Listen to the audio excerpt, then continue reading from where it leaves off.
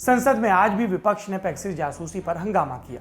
11 बजे कार्रवाई शुरू होते ही राज्यसभा और लोकसभा दोनों में विपक्षी पार्टियों ने नारेबाजी शुरू कर दी। इस हंगामे के चलते लोकसभा की कार्रवाई दोपहर 2 बजे तक स्थगित कर दी गई। 2 बजे जब दोबारा कार्रवाई शुरू हुई तो विपक्ष ने फिर हंगामा किया, फिर सदन को स्थगित करना पड़ा। 3 बजे फिर कार्रवाई शुरू हुई, लेकिन हंगामा नहीं रुका और अगले दिन तक के लिए लोकसभा को स्थगित किया गया। यानी आज लोकसभा में कोई कामकाज नहीं हुआ। अब राज्यसभा चलते हैं। राज्यसभा में भी पैक्सिस पर हंगामा चलता रहा। कार्यवाही 1 बजे तक स्थगित करनी पड़ी, लेकिन फिर विपक्ष के नेता कोरोना पर चर्चा के लिए राजी हो गए। 1 बजे से राज्यसभा में कोरोना पर चर्चा शुरू हुई। राज्यसभा में विपक्ष के नेता मल्लिकार्जुन खड़गे ने चर्चा की शुरुआत की। सुनिए उन्होंने क्या कहा। लाखों की संख्या में चलते हुए हाईवे पे, रेलवे ट्रैक पे वो अपनी फौज से लोग अपने बच्चों को भी खोए, रोटी रोजी खोए। घर तक किस ढंग कब तक पहुंचेंगे इसकी चिंता करते करते वो भी लोग बहुत ही बेकार, उनके बारे में भी सरकार कोई चिंता नहीं जताई।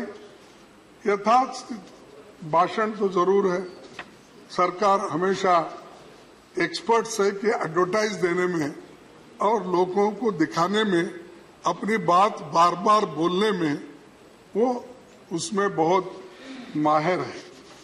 सर, इस बार हमारी सबसे जो पवित्र नदियों में तैरती लाशों ने पूरी दुनिया को चिंता में डाल दिया और उसका चित्र भी मैंने आपके सामने रखा। जाने कितने लोग नदियों के किनारे मजबूरी में दफन दिए गए, कितने बच्चे अनाथ हो गए, कितने पर कहर टूटा।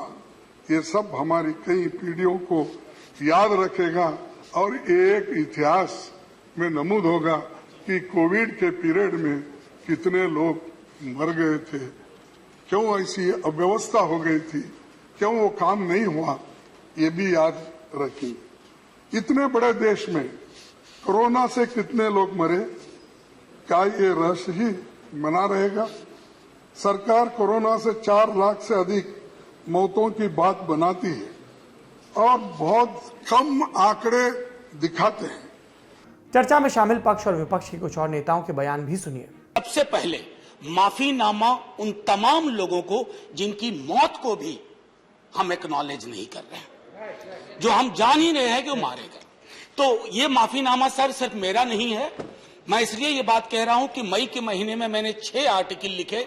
संसद चल नहीं रही थी, कहां अपनी शिकायत ले जाते, किससे कहते। मुझे भाजपा के मित्रों ने, कई साथियों ने कॉल किया, बधाई दी। मैं उनका भी एहतराम करता हूं और कहता हूं कि ये भरोसा इस सदन का है कि हम सबको एक साझा माफीनामा उन लोगों के नाम भेजना चाहिए जिनकी लाशें गंगा में तैर रही थी। किसी ने कह दिया ये, किसी ने कह दिया वो। सर, दूसरी चीज, मैंने कल सेक्रेटरी जनरल साहब से ही बात करने की कोशिश की, बाकी जगह भी। किसी 2 सत्र के बीच में सर 50 लोगों की ऑबिचुअरी आज तक कभी नहीं हुई संसदीय इतिहास में।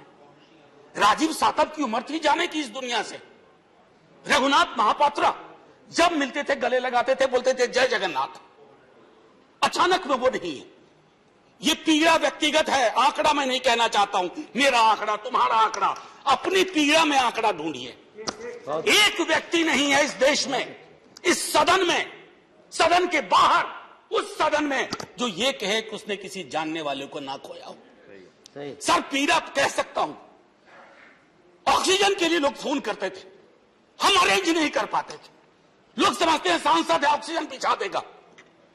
100 फोन में पूरे दिन में शाम को बैठ के देखते थे, सक्सेस रेट 2, सक्सेस रेट 3।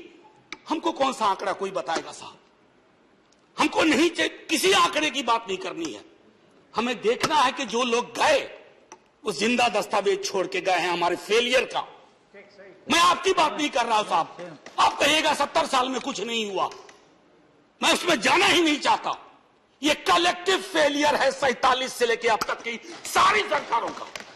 नए स्वास्थ्य मंत्री मनसुख मांडविया ने सरकार का पक्ष रखा। वैक्सीन की किल्लत से लेकर विदेश में वैक्सीन भेजने तक उन्होंने अपनी सरकार के तर्क रखे। दूसरा, जब यहां बात हुई मृत्यु, रिकॉर्ड क्यों छुपाते हैं मृत्यु? यहाँ आनंद शर्मा जी ने कहा रजिस्ट्री है, नेशनल रजिस्ट्री है, और प्रधानमंत्री जी ने बार बार कहा, मुख्यमंत्रियों की मीटिंग में कहा कि हमारे हाथ में नहीं है मृत्यु हुआ हो, ज्यादा हमें टेस्टिंग करना है, करिए, मृत्यु रजिस्टर करिए, छुपाने का कोई कारण ही नहीं है, बताना चाहिए। लेकिन आप किसके पर ब्लेम कर रहे हैं? जिन्होंने ब्लेम किया वो मोदी पर किया, भारत सरकार पे किया। रजिस्ट्रेशन कौन करता है? स्टेट करता है। आंकड़ा तय कौन करता है? स्टेट करता है। उसको ही रजिस्ट्रेशन करना होता है, उसको डालना होता है। यहां तो किसी ने मना नहीं किया है। मोदी जी ने तो कहा कि कोई बैकलॉग है तो भी डाल दीजिए, क्यों छुपाए? और छुपाने का कारण भी क्यों है? उसके लिए कोई स्टेट से कम आंकड़ा आया तो कोई उसके लिए उसकी रिस्पॉन्सिबिलिटी फिक्स हो गई, ऐसा तो नहीं है। ये जिम्मेवारी का विषय है।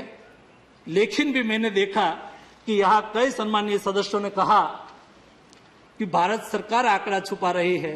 भारत सरकार जो स्टेट गवर्नमेंट आंकड़ा भेजती है उसको कंपाइल करके पब्लिश करती है। भारत सरकार का काम होता है उसको पब्लिश करने का, उसके अलावा हमारा कोई काम नहीं होता है। ना ही भारत सरकार ने किसी को कहा है कि हम कम आंकड़ा दीजिए, ना ही यहां से किसी को कहा गया है कि कोविड के पेशेंट को कम बताइए। नहीं, बताने का, ऐसा करने का कोई रीजन नहीं है। और ये केवल मैं यहां कह रहा हूं और क्लैरिफिकेशन दे रहा हूं, ऐसा नहीं है। मोदी जी ने माननीय मुख्यमंत्रियों के साथ हुई मीटिंग में भी ये विषय कहा है। इसलिए मुझे लगता है कि ऐसे विषय उठाने से हमें कोई ज्यादा फायदा नहीं होता है। तो सभी ने हमारे स्वास्थ्य कर्मियों, डॉक्टरों, नर्सों, पुलिस और हमारे स्वच्छता कर्मियों के प्रति अपना सम्मान प्रकट करते हुए, कृतज्ञता व्यक्त करते हुए अपने भाषण को या तो प्रारंभ किया या भाषण की समाप्ति के समय उनके प्रति आभार व्यक्त किया। और मुझे खुशी है कि उन्होंने, सभी ने इनके प्रति इस सदन की जो भावना है, देश की जो भावना है, उसको अभिव्यक्त किया। मगर मैं समझ नहीं पाता था कि इसी तरीके का एक सिंबॉलिज्म, इसी तरीके की एक प्रतीकात्मकता का एक स्वर आलापते हुए माननीय प्रधानमंत्री जी ने प्रथम चरण में, जब ये कोरोना की त्रासदी का पहला कहर हमने देखा था, तब थाली नाद या तालियां बजाते हुए या दीप जलाते हुए हमारे इन्हीं स्वास्थ्य कर्मियों के प्रति कृतज्ञता का इजहार करने का, उसको अभिव्यक्त करने का एक अपील लोगों को किया। और उस अपील की आलोचना कर रहे लोग और यहां पर अपनी कृतज्ञता की भावना व्यक्त कर रहे। मतलब मुझे कई बार समझ में नहीं आता कि प्रधानमंत्री जो भी करे इनको आपत्ति है, प्रधानमंत्री यहां आकर बोले आपत्ति है, न आए और न बोले आपत्ति है, प्रधानमंत्री लॉकडाउन लगाए आपत्ति है, लॉकडाउन न लगाए तो क्यों नहीं लगाते ये बोलते हैं आपत्ति है। तो मैं मानता हूं कि अध्यक्ष महोदय कि कई बार ये जो कोरोना की वैक्सीन है उसकी चर्चा हम करते हैं, करनी भी चाहिए, मैं भी बोलूंगा, मगर ये जो आइडियोलॉजिकल जॉन्डिस हुआ है इसके प्रति वैक्सीन कब आएगी मुझे समझ में नहीं आता। ये आइडियोलॉजिकल जॉन्डिस से आप कृपया बाहर आइए। जब स्वास्थ्य मंत्री राज्यसभा में सरकार का पक्ष रख रहे थे तब राज्यसभा से ही एक और खबर आई। सरकार ने एक सवाल के लिखित जवाब में बताया कि किसी भी राज्य या केंद्र शासित प्रदेश में सिर्फ ऑक्सीजन की कमी से कोई मौत नहीं हुई।